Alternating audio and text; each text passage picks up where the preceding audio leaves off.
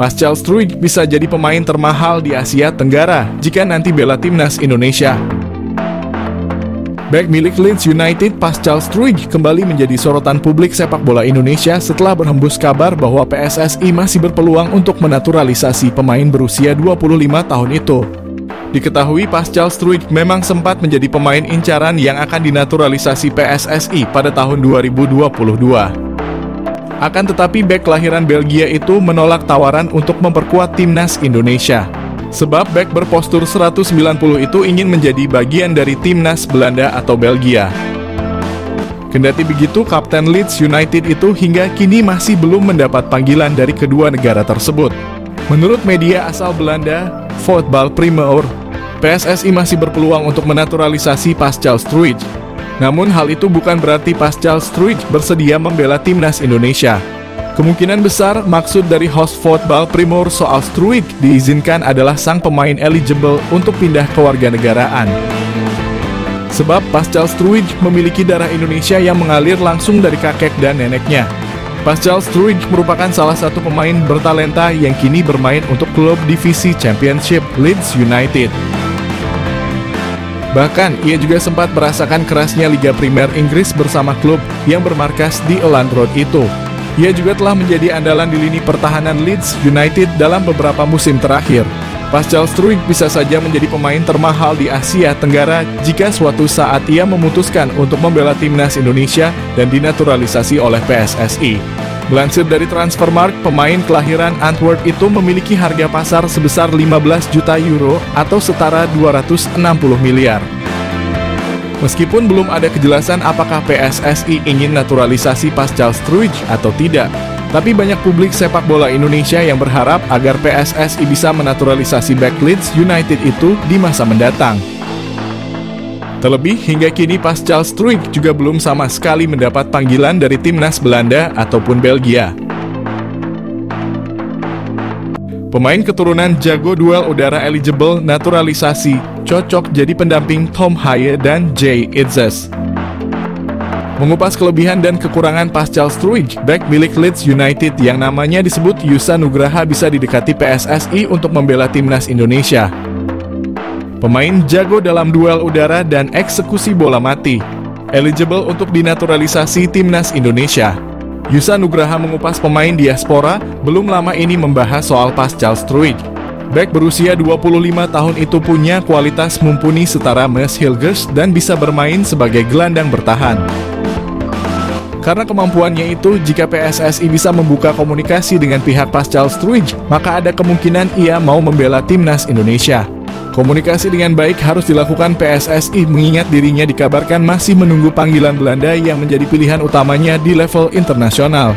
Jika Pascal Struijk bisa dinaturalisasi, menarik untuk mengupas kelebihan dan kekurangannya yang bisa menguntungkan ataupun merugikan timnas Indonesia. Salah satu kelebihan yang dimiliki Pascal Struijk adalah versatilitasnya, di mana ia bisa bermain sebagai bek tengah maupun gelandang bertahan. Dengan postur menjulang, yakni 190, Pascal Struijk terbilang andal dalam duel-duel udara. Kelebihan itu membuatnya menjadi pemain yang berbahaya saat situasi bola mati, terutama saat menyerang ke area lawan. Bahkan saat Pascal Struijk dimainkan sebagai gelandang bertahan, ia punya kelebihan dalam mengatur permainan dan mendistribusikan bola atau menjadi deep-lying playmaker. Keunggulan ini membuat Pascal Struijk bisa penyeimbang lini tengah timnas Indonesia, di mana ia bisa memfasilitasi Tom Haye untuk bermain agak ke depan dan fokus mengkreasikan peluang. Meski punya catatan apik sebagai gelandang bertahan dan dalam duel udara, Pascal Struijk ternyata memiliki kelemahan-kelemahan tertentu saat bertahan. Pascal Struijk terbilang pasif dalam melakukan aksi bertahan jika dibandingkan dengan bek-bek lainnya. Mauro Zijlstra opsi pecahkan masalah timnas Indonesia. Timnas Indonesia kini memiliki alternatif baru untuk mengatasi masalah di lini depan. Mauro Zijlstra merupakan pemain diaspora Indonesia yang kini berlaga di Belanda bersama Volendam U21. Teranyar, Mauro Zijlstra mengaku tengah mengurus proses naturalisasi bersama PSSI. Meski belum diketahui kapan bisa rampung, dia mengisyaratkan siap membela timnas Indonesia. Dengan kualitas dan statistik yang menjanjikan, Mauro bisa membantu memecahkan dua masalah utama timnas Indonesia. Masalah finishing cetak gol. Mauro Zylstra dengan postur tubuh yang ideal sangat layak diandalkan sebagai striker utama. Dengan postur jangkung, kemampuan dribble yang baik, tembakan akurat, dan keahlian mencari posisi, Mauro akan menjadi ancaman serius bagi pertahanan lawan. Masalah mental lini depan. Selain kemampuan teknis, Mauro juga memiliki mental yang kuat dan berani mengambil risiko. Keberanian ini terlihat dari keputusan kariernya seperti meninggalkan NEC Nijmegen untuk bergabung dengan Volendam demi peluang debut di tim senior. Saat ketinggalan, mentalitas lini depan terkadang diperlukan dan Mauro punya hal tersebut yang bisa membuat timnas Indonesia makin kuat. Alasan Mauro Zylstra ingin bela timnas Indonesia.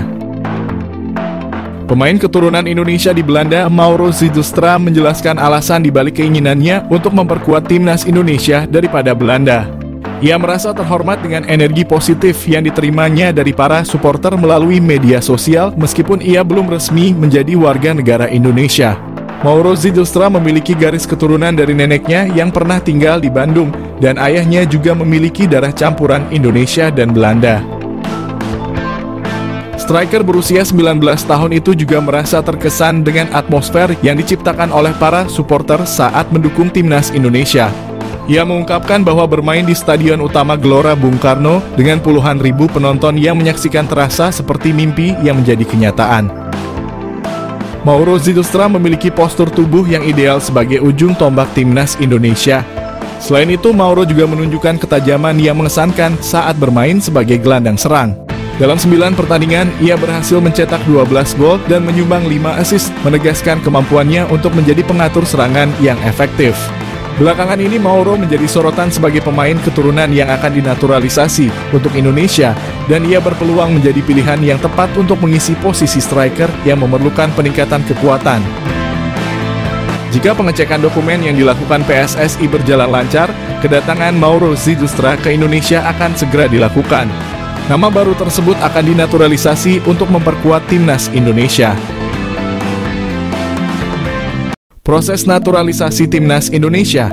PSSI mengonfirmasi penerimaan data Mauro Zylstra. Lantas bagaimana dengan Kevin Dix? PSSI mengakui telah menerima data dari striker FC Volendam U21 Mauro Zylstra. Namun PSSI masih mempelajari dan belum akan menaturalisasi. PSSI mengonfirmasi bahwa mereka telah menerima informasi mengenai striker FC Volendam U21 Mauro Zylstra. Namun saat ini PSSI masih dalam proses kajian dan belum berencana untuk memproses naturalisasinya. Selain itu, PSSI juga terus mendorong naturalisasi untuk pemain lain, yaitu Kevin Dix. Pemain berusia 27 tahun ini adalah salah satu atlet keturunan yang berkualitas. Arya Sinulinga, anggota Exco PSSI, memberikan pernyataan terkait Kevin Dix. Ia menjelaskan bahwa sudah ada komunikasi, tetapi belum ada langkah untuk naturalisasi ke dalam timnas Indonesia. Kevin Dix merupakan salah satu pemain keturunan yang memiliki prestasi gemilang. Dia pernah bermain untuk klub-klub seperti Vitesse, Fiorentina, Feyenoord, Empoli, dan FC Copenhagen. Pemain yang dilaporkan memiliki keturunan Ambon, Maluku ini juga telah meraih berbagai gelar juara, termasuk KNVB Cup. Dalam kompetisi Eropa, Kevin Dix memiliki pengalaman yang cukup baik, dengan total 17 penampilan di Liga Champions, 8 di kualifikasi Liga Champions, dan 12 di Europa League. PSSI telah menjalin komunikasi dengan Kevin Dix sejak beberapa waktu lalu, tepatnya pada akhir 2021 bersama Mes Hilgers. Namun hingga saat ini hanya Hilgers yang telah menyatakan kesediaannya untuk dinaturalisasi. Proses naturalisasi mesin gol timnas Indonesia tinggal menunggu waktu. Shin Tae-yong semeringah sambut oleh Romani. Proses naturalisasi oleh Romani semakin terlihat nyata dengan berbagai indikasi yang bisa memuaskan dahaga Shin Tae-yong akan seorang mesin gol di timnas Indonesia. Shin Tae-yong telah menantikan hadirnya seorang bomber di skuad Garuda sejak lama, lantaran posisi striker masih belum bisa dibilang aman hingga kini. Sang pelatih asal Korea Selatan bahkan mendatangkan seorang pelatih striker dari negeri asalnya, Yeom Ki-hun, pada Agustus 2024. Timnas Indonesia memerlukan kualitas yang lebih baik untuk putaran kualifikasi Piala Dunia Zona Asia, dan striker adalah salah satu departemen yang mendesak untuk segera ditingkatkan. Sementara itu di Belanda ada seorang penyerang yang bermain untuk FC Utrecht di kasta tertinggi Eredivisie pada saat ini. Dialah Ole Romein yang sudah dikaitkan sejak lama dengan PSSI dan bahkan pernah mengaku berkomunikasi dengan Erick Thohir beberapa bulan lalu. Semenjak saat itu, sederet pertanda positif mengikuti Ole Romein seakan dirinya semakin dekat dengan timnas Indonesia. Pada awal Agustus ini, FC Utrecht menjalani laga uji coba kontra Venezia, tim asal Italia yang dibela oleh pemain timnas Indonesia Jay Itzes. Di sela-sela laga tersebut, Romein terlihat foto bareng bersama dua penggawa timnas Indonesia, Jay Itzes dan Ivar Jenner, yang merupakan rekan setimnya di FC Utrecht. Kemudian pertanda semakin kuat karena akun Instagram Romein telah di-follow oleh Erick Thohir. Untuk semakin memperkuatnya, Romein juga mengikuti Vardy Bachedim, agen yang sering bekerja sama dengan PSSI perihal mengurusi naturalisasi pemain keturunan, terutama yang tinggal di Belanda. Berbagai pertanda semakin mengindikasikan bahwa Ole Romein akan menjadi pemain naturalisasi timnas Indonesia yang berikutnya. Tentu hal ini dinantikan oleh Shin Tae-yong yang sudah lama mendambakan kehadiran seorang mesin gol di skuad timnas Indonesia.